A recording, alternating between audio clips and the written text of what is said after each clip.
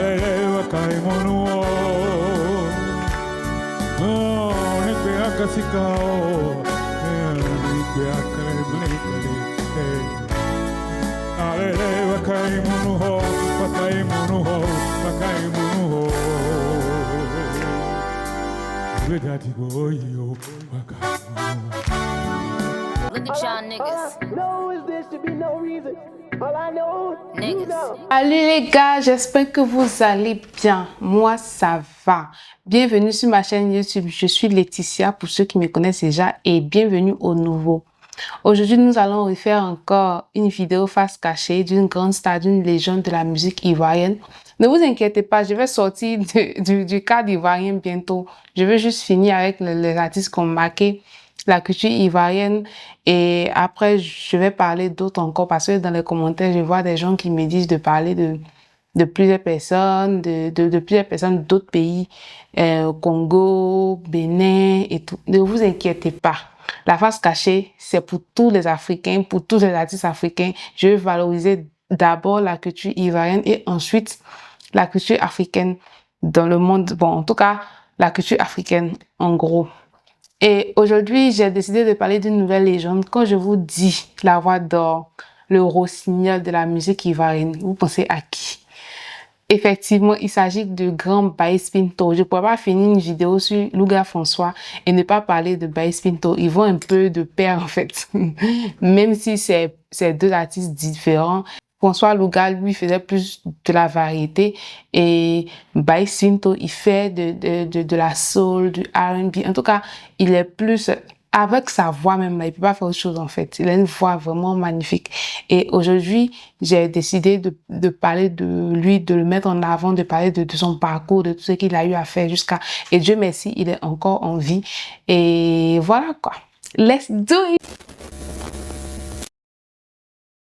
Baïs Sylvestre Galé, dit Baïs Pinto, est né le 31 décembre 1951 à Trècheville. Il fait ses études à l'école catholique Saint-Jean Bosco de Trècheville. Ensuite, il a délaissé les bancs. Mais depuis tout petit, à l'âge de 10 ans, il baigne déjà dans la sphère musicale. Il participe à un concours de la radio nationale où il gagne le premier prix. Et dites-vous que ce qu'il a remporté, le trophée qu'il a remporté, c'est un fer à repasser et un disque. Vraiment, à l'époque, ça prouve vraiment que ce n'est pas les mêmes époques, en fait. Maintenant, on fait primer, donc on vous donne des trophées, on vous donne des terrains. Avant, on te donne fer à repasser et un disque. Bon, lui-même, il le dit, hein, il n'avait pas les moyens pour pouvoir avoir un fer à repasser parce qu'il n'avait pas le courant chez lui. Et donc, il a offert ce fer à repasser là à son voisin qui était plus aisé. Les journalistes de RFI de l'époque, Oui.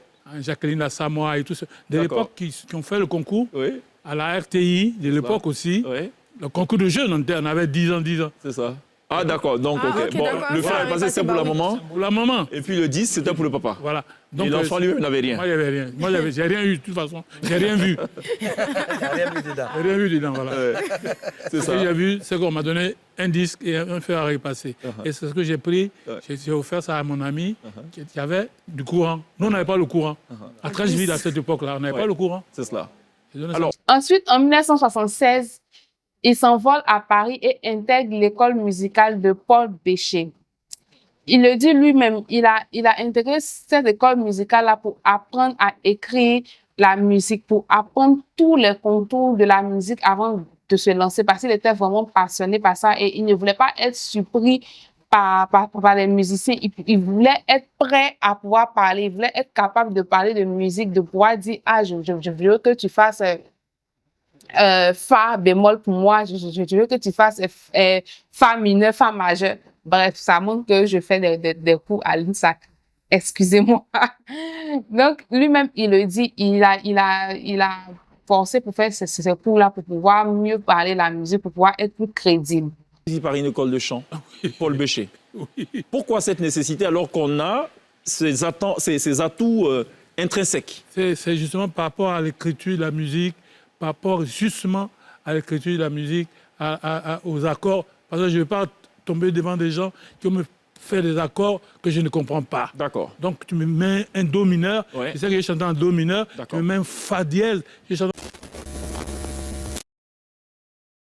a commencé en 1968 lorsqu'il intègre les groupes musicaux, les One Plus, les Fétiches et enfin le New System Post. Il était le lead vocal de ces différents groupes-là avec lesquels il a fait le tour du monde.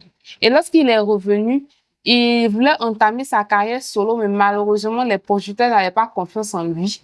Il donnait la chance aux autres musiciens, mais lui, après 10 ans de carrière derrière lui, on ne lui faisait pas encore assez confiance pour pouvoir entamer une carrière solo. Et c'est comme plusieurs années après, il retrouve le producteur du groupe de l'époque, New System Pop, qui lui demande, mais est-ce que tu chantes toujours? Il lui a dit oui.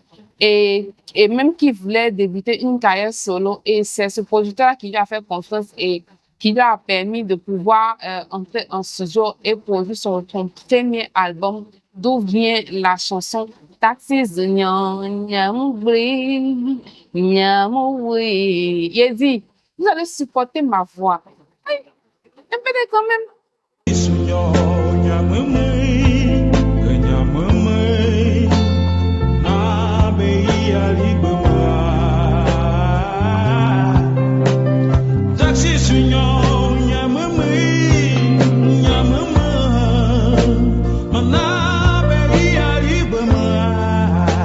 Quand ce groupe avec lequel Bailly va tourner dans le monde va se dissoudre finalement, il faudra attendre plusieurs années avant que les producteurs acceptent de produire Bailly Pinto parce qu'ils estimaient paradoxalement que Bailly n'était pas prêt à l'emploi. Oui, moi, j'étais tellement dépassé. On me disait que le chanteur, il n'est pas prêt, c'est le guitariste qui est prêt, et tout et tout. C'est bizarre. Ouais. Alors que je suis le chanteur de tout le groupe. C'est cela. Et c'est comme ça, arrivé à Paris, les gens ont commencé à faire, c'est pas de la discrimination. Le guitariste arrive, on dit oui, c'est lui, c'est sa guitare qui passe bien. Oui. Le chanteur arrive, on dit non, Ça le va pas chanteur du tout. non, c'est pas parce que j'avais déjà la voix. Oui.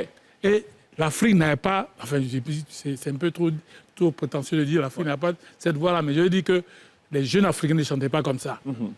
Dans mon style. Aucun jeune Africain n'a chanté comme ça. C'est le premier à chanter comme ça. Donc, les producteurs avaient peur de mettre de l'argent sur un vocaliste comme ça. C'est cela. Ça traînait. Ouais. Et où j'ai eu ma chance, c'est que le producteur qui nous avait... qui a fait le New System Pop en Côte d'Ivoire, c'est lui que j'ai rencontré à Paris. C'est lui qui m'a demandé, mais est-ce que tu chantes encore, toi? C'est cela. Je lui ai dit, mais c'est maintenant que je chante. Il dit, ça. ah ouais? Ouais. J'ai dit, mais j'arrive du club méditerranéen, j'ai fait 10 ans au club. Avec chanter pour les Américains, pour les Chinois, pour tous ceux. Absolument. Tout le monde entier, un peu. Et j'ai chanté, donc je suis prêt pour chanter. Il m'a dit, bon, tu veux relever le défi? Il dit, fais, tu vas voir, je vais te relever le défi. Ouais. Alors il m'a pris une salle de répétition, et tout, un dimanche, quand j'ai chanté le premier morceau, il a dit, bon, laisse tomber, demain matin, on rentre dans le studio. Allez, c'est bon là. Et ces choses. En 1979, il sort Taxis Junior, qui fut un succès, mais attends, un succès pas possible. Il a été premier en Côte d'Ivoire et premier même en Afrique, dans la sous-région. Tout le monde écoutait cette musique-là. Et de là, tout est parti. Il a fait sortir plusieurs autres sons. Je vous mets juste à côté sa discographie et dites-vous que Bailly Pinto, c'est 17 albums et près de 50 ans de carrière. Vraiment, il faisait partie aussi des artistes phares aimés par le président Houphouët-Boigny. En fait, à cette époque, nos parents, ils écoutaient la bonne musique. Et je comprends pourquoi il y a d'autres qui n'ont pas pensé à investir pour acheter terrain pour les enfants. Ils étaient en train de danser dans les petits nightclubs à l'époque là-bas, mais franchement, ils écoutaient la bonne musique. Et si tu étais adulé par le président Houphouët-Boigny, c'est que vraiment tu étais quelqu'un. Et lui, François Louga, Bailly Pinto, Ernesto JJ, tous ceux-là, ils étaient à chaque fois sollicités par le président pour représenter la Côte d'Ivoire lorsqu'il y avait un événement à la présidence où il fallait vraiment montrer la culture ivoirienne, la culture musicale ivoirienne aussi. Tous ces artistes-là étaient tout le temps sollicités. En 1992, il a eu l'occasion de faire une grande scène à Paris. Il s'agit de l'Olympia de Paris en 1992 et ça prouve vraiment qu'il avait beaucoup de succès à l'époque parce que à l'époque, faire l'Olympia, ici à à notre époque maintenant, c'est pas facile, mais vraiment, si tu fais l'Olympia, c'est que tu es quand même un peu quelqu'un. Et imaginez, à l'époque, dans les années 70, dans les années 90, faire l'Olympia, ça prouve vraiment qu'il y a eu un impact, qu'il était vraiment au pic de sa carrière. Depuis lors de 1992 à maintenant, franchement, Baïs Pinto a fait le tour du monde avec ses musiques, avec ses titres. Il a fait le tour du monde. Il a voyagé dans la sous-région, en Afrique, en Europe, en Amérique, même en Chine. Il est passé partout et il s'est fait aduler par ses pairs. Tout le monde reconnaissait Baïs Pinto. En tout cas, à l'époque, les parents écoutaient Baïs Pinto. Dans toutes les familles, il y avait un album de Baïs Pinto ou bien une musique de Baïs Pinto. C'est surtout la musique Anoumé qui est vraiment intemporelle, qui reste, qui va perdurer. Je pense que même jusqu'à ce que notre génération passe, la nouvelle génération qui va venir va encore entendre parler de cette musique. Parce que vraiment, il a mis son cœur. Et comme lui-même, il le dit, lorsqu'il écrivait cette musique, il a pensé à tout ce qu'il a vécu, tous ses regrets, toutes les épreuves qu'il a vécues dans sa vie. C'est ça qu'il a transmis, qu'il a retranscrit dans cette musique. Et bon, dans le vrai sens de la chanson elle-même, elle parle de trop de choses en même temps. C'est une chanson qui parle de que j'ai été maltraité, j'ai été insulté, que j'ai demandé la main de mes parents de me venir en aide. Parfois, j'étais dans des difficultés. J'ai une salle qui a pris feu pendant que j'étais sur scène. J'ai eu plein de choses dans cette chanson. C'est une chanson personnelle. Elle raconte vos propres problèmes à vous?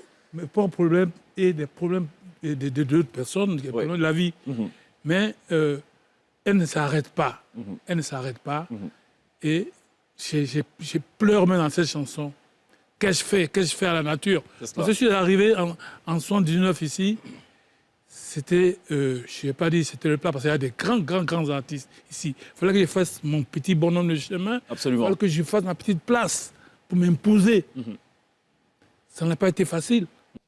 En 2021, l'INSAC lui rend hommage à ses 50 ans de carrière en faisant une exposition de ses photos appelée Baïs Pinto, l'intemporel. Effectivement, il est intemporel, ce monsieur. Tout au long de sa carrière, vu son succès, il a eu plusieurs distinctions. Il a eu le bélier d'or de la chanson ivoirienne. Il a eu un canté d'or. Il a eu un trophée du meilleur artiste de la génération 80 en 2007. Et aussi, il a été décoré chevalier de l'Ordre national culturel. Baïs Pinto a aujourd'hui 73 ans et Dieu merci, il est en vie. On va prier encore pour qu'il reste encore longtemps auprès de nous avec sa grande et magnifique voix. Il est marié à Florence Boli depuis près de 38 ans et a 5 enfants. Je suis désolée, je pense que la vidéo ne sera pas assez longue, mais il fallait que je parle vite fait de ce grand monument de la musique ivoirienne qui a aussi impacté la culture musicale ivoirienne. Et au-delà de mes recherches, j'ai vu que c'était un homme discret, un homme qui a vécu plusieurs choses, plusieurs échecs dans la vie, un homme à qui on n'a pas fait confiance, mais qui a réussi à travailler dur et aller au-delà de tout ça et devenir la grande star qu'il est aujourd'hui. Franchement, je pense que la leçon qu'il faut retenir de Baïs Pinto, c'est qu'il faut travailler. Il faut travailler et croire en ses rêves. Pour moi, de faire une vidéo sur lui, je sens que la vidéo ne sera pas assez longue, mais il était important pour moi de parler de lui vite fait. Et les prochaines vidéos qui arrivent, en tout cas, je suis en train de faire mains et pieds pour que la face cachée puisse aller encore plus loin. Alors, au-delà, pourquoi pas même inviter les artistes à mes côtés pour qu'ils expliquent leur parcours et tout. Mais on verra bien. On verra bien. Je bataille pour ça et j'ai besoin de votre soutien. Je ne cesserai jamais de le dire, de vos likes, de vos partages, de vos commentaires et tout. Et dites-moi en commentaire la prochaine star dont vous aimeriez que je parle. N'hésitez pas à partager, commenter et aussi à activer la cloche de notification pour les prochaines vidéos. À dimanche prochain. Bisous! Moi, je suis, dans ma vie privée, je suis l'homme le plus cool, le plus simple du monde. D'accord. wa